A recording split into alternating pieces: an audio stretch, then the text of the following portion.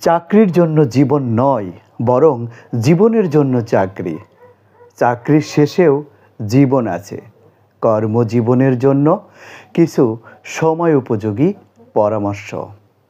তাই প্রথম থেকে না টেনে শেষ অবধি ভিডিওটি দেখুন। যত তাড়াতাড়ি সম্ভব নিজের একটা ঘর তৈরি করুন, গ্রামে হোক বা শহরে। 50 বছর বয়সে ঘর বানানো কোনো বড় কৃতিত্ব নয়। সরকারি বাসায় থাকার অভ্যাস বিপজ্জনক, স্বাচ্ছন্দ্য এনে দেয়। নিজের ঘরে পরিবারকে সুখের সময় কাটাতে দিন।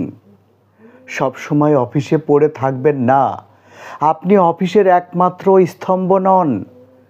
আপনি যদি হঠাৎ নাও থাকেন, অফিস পরদিন থেকেই স্বাভাবিকভাবে চলবে। পরিবারই হোক আপনার প্রথম অগ্রাধিকার। পদোন্নতির পেছনে না ছুটে দক্ষতা অর্জনে মন দিন। আপনি যেটা করেন তাতে নিখুঁত হন। পদোন্নতি এলে ভালো, না এলে নিজেকে আরও উন্নত করার চেষ্টা চালিয়ে যান। আপনার গুণই একদিন আপনাকে জায়গা করে দেবে। অফিসের পরচর্চা বা নিন্দা থেকে দূরে থাকুন। কারো নামে বদনাম করে নিজের সম্মান নষ্ট করবেন না। নেতিবাচক আড্ডায় যোগ দেওয়া থেকে বিরত থাকুন। বসদের সঙ্গে প্রতিযোগিতায় যাবেন না, তাতে শুধু ঝামেলা বাড়বে। সহকর্মীদের সঙ্গে প্রতিযোগিতা করলে মানসিক শান্তি হারাবেন। একটি সাইড বিজনেস শুরু করুন। শুধু বেতনে ভবিষ্যতের প্রয়োজন মেটানো কঠিন।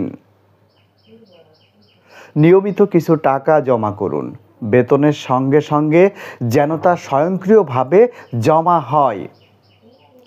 লোন নিন ব্যবসায় বিনিয়োগ বা জীবনযাত্রার উন্নয়নের জন্য।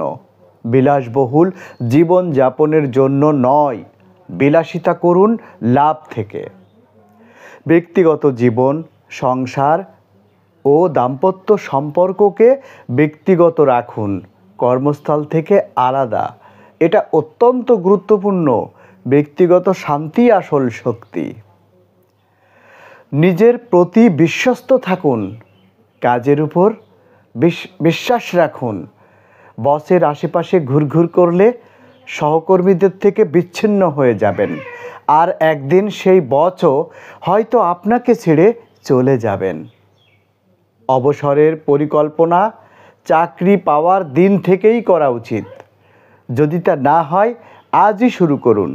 40 থেকে 50 বছরে এই বছরের বা এই সময়ের মধ্যেই অবসর নিন।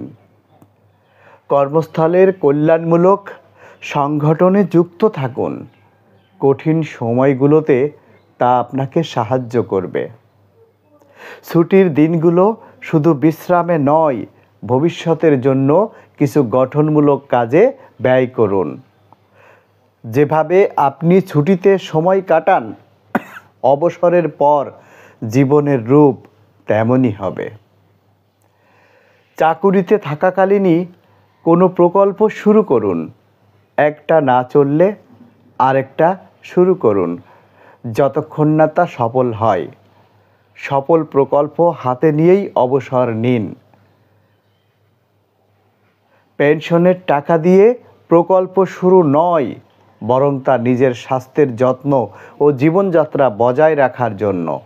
এটা দিয়ে স্কুল ফি বা নতুন বিয়ে নয়, নিজের দেখভাল করুন। অবসরের পর যেন জীবন দুর্বিষহ না হয়, বরং এমন হন যেন অন্যরাও আপনার পথ অনুসরণ করতে চায়। অবসরকে ভয়ের নয়, অনুপ্রেরণার গল্প বানান। শেষ হয়ে গেছি বলে নয়, জীবনের আনন্দ উপভোগের জন্য অবসর নিন। সময় থাকতেই নিজেকে উপহার দিন। 1 কাপ কফি, সূর্যোদয় দেখা, ব্যবসার আয়, প্রিয়জনের সান্নিধ্য।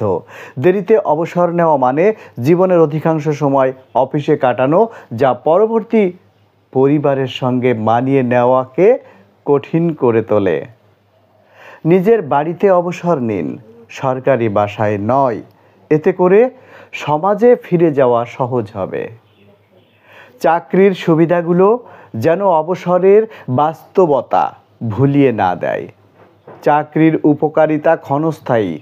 অবসরের পর যদি আপনার নিজস্ব কিছু না থাকে, স্যার ড্যাকও আর থাকবে না। অবসরকে ভয় পাবেন না, স্বেচ্ছায় নিন বা বাধ্য হয়ে। অবসর একদিন আসবেই, তাই আজ থেকেই প্রস্তুত হন।